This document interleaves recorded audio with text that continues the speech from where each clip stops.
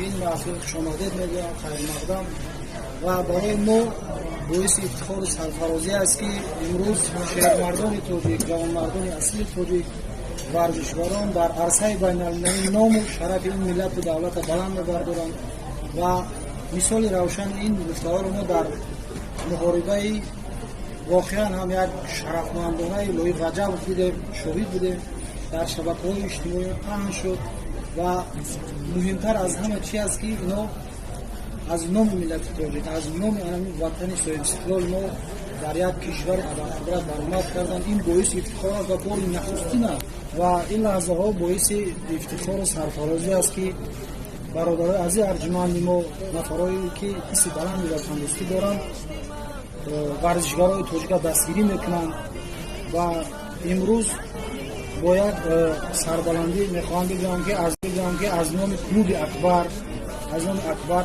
قربان و به این ورزشکار تاجیک که شهرت و شان این ملت و دولت در عرصه بین‌المللی باز داشت بلند برداشت، یک ماشین سرانجام تمغه مرسدس بنز طوفان بگرده و در دارالدر این یک اسب بوزی، یک اسبی که واقعا هم ارزنده است.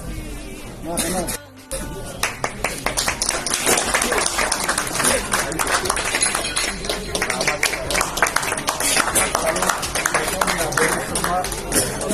روباری کلوب اکبر با اکبرجان قربانو که به غرض این مقصد توفا باز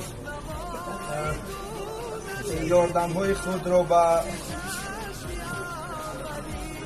یاردم های خیچه مقصد برای تمرین، برای دیگر چیزا همه وقت یکم مشکلی پیدا میشه. ما زنگ بزنیم بگیم که همکه مشکلی برای تمرین کردن ما رو دیگر چیزا مثلا برای ما کمک میکنه. البته این اداره خود را بیان کردن است و عمل بگو به برادرایی که در اینجا حضور دارند. البته به اینا ما یکان جا نمیرفتیم انشاءالله ما یک جایه این برادرها همه که هستند که برادر با نزدیکای ما هم شتگی هستند با یکی از اون یک خلاش نیستن و به اینا این اداره خود را بیان کردنیم.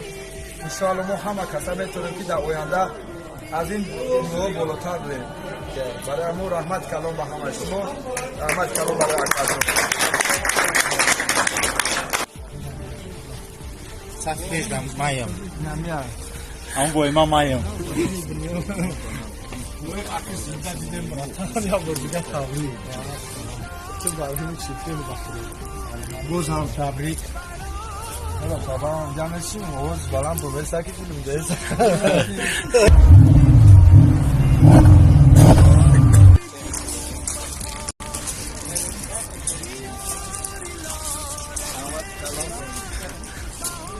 برای توفا بازاران اما درآمد